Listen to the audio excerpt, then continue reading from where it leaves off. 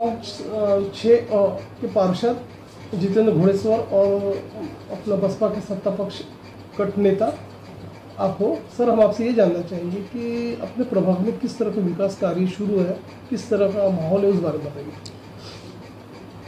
निश्चित रूप से 2017 के सार्वत्रिक चुनाव में प्रभाग 6 की जनता ने भारी मतों से मेरे समूहत अन्य मेरे 3 पार्षदों को आने प्रभाग में चारों के चारों नगर से को चुन कर दिया। और तब से लेके मेरा जो सपना था और नागरिकों की जो इच्छा शक्ति थी उसके अनुरूप प्रभाग में जीवनावश्यक जो सुख सुविधा जो नगर सेवक को देनी पड़ती है, लाइट, स्वच्छता, रोड, नाले, गटर, पानी, बिजली, ये सारे दृष्टिकोण से मैंने काम किया। सबसे पहले प्रथम वर्ष में मेरा प्रभाग जो था कुछ आउटर को लगा हुआ है, बिजली से त्रस्त था। मैंने 50 लाख की नस्ती बनाकर पूरे प्रभाग में विद्युतीकरण करके प्रकाशमय प्रभाग कर बनाया। साथ साथ मैंने जो शिक्षा के जो मंदिर होते हैं, राम मनोहर लोहिया लाइब्रेरी हो, टेका की लाइब्रेरी हो या अन्य मेरे प्रभाग की भी जो लाइब्रेरी हो, आज भी मेरा काम बच्चों को वाचनालय के दृष्टिकोण से चालू है। ऐसे सारे वाचनालय के दृष्टिकोण से, विद्यार्थियों को सुख सुविधा देने के दृष्टिकोण से मैंने कार्य किया। उतना ही नहीं तो मेरे प्रभाग के अंदर में अल्पभूधारक लोग ज़्यादा संख्या में रहते हैं। एनआईटी का भी फ्लैट से और काफ़ी सालों से गटर लाइन से त्रस्त थे, कंजर्वेशन लाइन के ऊपर कब्जे थे। ऐसे कई सारे प्रभाग, चाहे यादव नगर हो, मंदिरराज हो, महेंद्र नगर हो या एकता कॉलोनी हो या पंचशील नगर हो, ये सारे प्रभागों में मैंने कार्य किया है। उतना ही नहीं तो दहन घाट से लेकर दहन घाट के जो सेट खराब थे वहाँ पे भी मैंने विकास के कार्य किया हो। उतना ही नहीं तो प्रभाग के अंदर में एक सुलभ शौचालय जो 35 लाख रुपए का सैंक्शन किया है।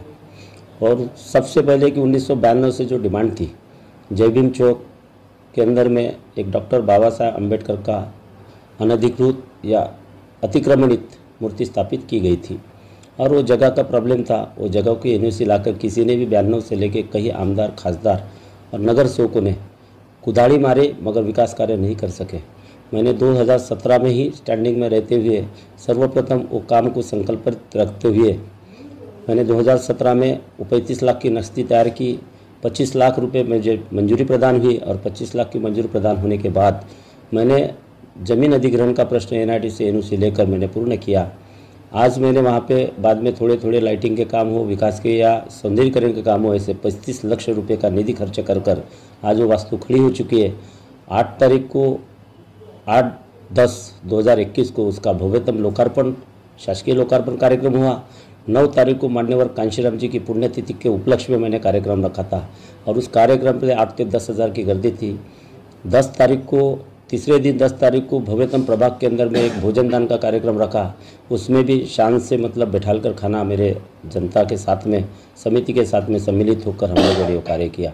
तो प्रभाग के अंदर में 2 साल से कोरोना का प्रादुर्भाव होने के नाते कुछ काम अबाधित रहे, लेकिन फिर भी जो 2021-22 का जो 21-22 का अर्थसंकल्प हुआ, उस अर्थसंकल्प पे भी मैंने बहुत सारे काम लाया हूँ।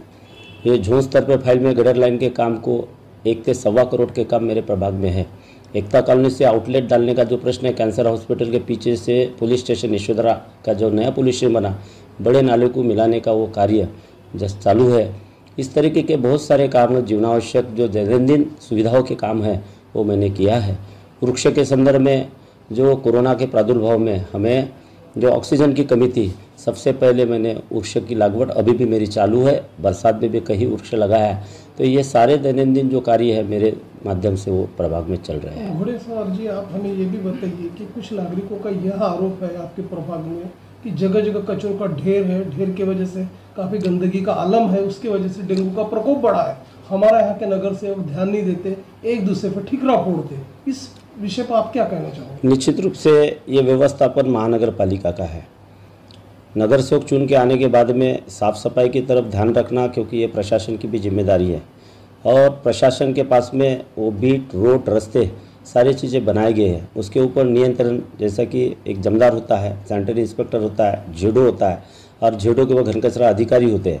ये व्यवस्थापन जो महानगर पालिका के कर्मचारियों का व्यवस्थापन होता है। नगर सेवक को जो कंप्लेंट आती है वो कंप्लेंट के ऊपर में वो जाके विजिट देकर या उन कर्मचारियों को बताकर वो व्यवस्थापन करना उनका कर्तव्य और कार्य होता है। उस दिशा में हम लोग काम करते हैं। अब डेंगू का प्रकोप है, कई सारे भूखंड नागपुर सिटी के अंदर में खाली भूखंड है और खाली भूखंड के ऊपर में ना उनकी टैक्स मिलता, ना शास्ती लगी जाती, ना उनका वसूली अभियान होता, ना उसका कचरा निकाला जाता। डेंगू मच्छर है, कहीं पे भी पैदा हो सकता है और वो उड़ते हुए कहीं पे भी जा सकता है। तो इस दृष्टिकोण से स्वच्छता रखना ये महानगर पालिका में सत्ताधारी लोगों का नियोजन और प्रशासन और नियंत्रण ये उनकी नैतिक जवाबदारी बनती है। लेकिन उसमें वो 15 सालों से जो एक पार्टी की सत्ता है उनका नियोजन न होने के कारण डेंगू का प्रकोप बढ़ रहा है। 2022 में महानगर पालिका के इलेक्शन होने जा रहे हैं जी, तो आपकी पार्टी की ओर से, जैसा आप सत्ता पक्ष नेता हो, तो किस तरह की स्ट्रेटेजी होंगी, किस तरह ज़्यादा से ज़्यादा लोगों बहुजन समाज पार्टी ये इस देश के अंदर में ये उसके राष्ट्रीय अध्यक्ष बहन कुमारी मायावती है, महाराष्ट्र के अंदर में हमारे अध्यक्ष संदीप ताजने जी है। उनके दिशा निर्देशा के अनुसार बहुजन समाज पार्टी हर अंगों को जोड़कर SC ST OBC धार्मिक अल्पसंख्यक मुस्लिम सिख ईसाई साथ में अपर कास्ट के जो गरीब वर्ग के लोग हैं ब्राह्मण क्षत्रिय वैश्य ये सभी अंगों की वो पार्टी है और सभी वर्ग के घटकों को लेकर हम लोग नागपुर में भी वो कार्य कर रहे हैं। निश्चित रूप से पिछले 15 सालों से नागपुर में जो बीजेपी की सत्ता है ये SC ST OBC और धार्मिक अल्पसंख्यक के लोग इन्हें मतदान देते, लेकिन उनके हित में मात्र यहाँ के सत्ताधारी लोग कार्य नहीं करते। जन समस्याओं का अभाव है और विकास के दृष्टि से नागपुर महानगर पालिका दरडोई उत्पन्न बहुत ही कम है और दरडोई उत्पन्न कम होने के नाते यहाँ का डेवलपमेंट, यहाँ की आय बढ़ाना सत्ताधारियों का कर्तव्य बनता है। लेकिन उस दिशा में वो पहल नहीं करते। 200 करोड़ रुपए का बजट बनता है और इस दृष्टिकोण से उसका व्यवस्थापन, शासकीय व्यवस्थापन में ही 1200-1300 रुपये खर्चा होता है, तो विकास कार्य के ऊपर खर्चा नहीं होता है और इसलिए ये डिपेंडिंग रहते राज्य शासन और केंद्र शासन के ऊपर। नागपुर महानगर पालिका के आय बढ़ाने के दृष्टिकोण से यहाँ पे बहुत सारे ऐसे व्यापार संकुल है, व्यापार है, होटल रेस्टोरेंट से लेकर है, लेकिन वहाँ पे मात्र GST नहीं लगे जाते। बहुत सारे ऐसे दुकान है, छोटे मोटे दुकान है, उसकी भी मतलब वो अगर व्यापार करते हैं तो उसकी GST लागू होना चाहिए, लेकिन उसके तरफ प्रशासन का ध्यान नहीं, इनके सत्ताधारियों का ध्यान नहीं है।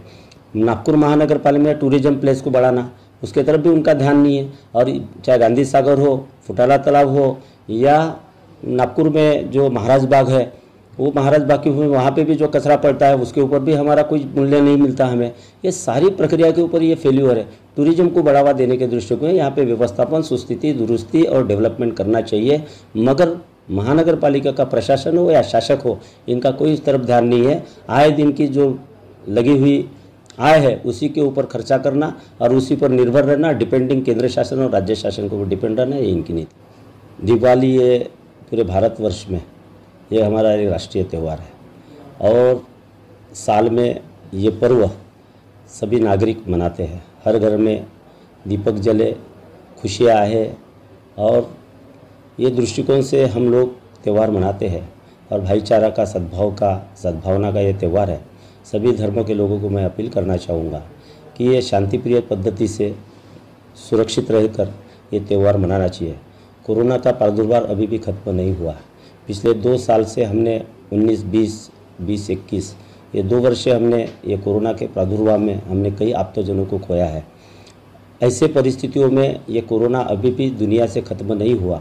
मैं विनंतीपूर्वक निवेदन करना चाहूँगा सभी नागरिकों को कि कोरोना के प्रादुर्भाव में जिस तरीके से 2 वर्ष हमने घरों में रहकर अपने अपने त्योहारों को मनाया, उसी प्रकार से कम संख्या में घरों में रहकर सुरक्षितता प्रदान कर हम लोगों ने वो त्यौहार को मनाना चाहिए और हर घर में खुशियाँ बरते और उनके उज्जवल भविष्य में उनकी प्रगति उत्तर बढ़े। यही शुभकामना मैं बहुजन समाज पार्टी का गठन नेता होने के नाते समस्त नागपुर वासियों को और भारतवासियों को प्रदान करता हूँ।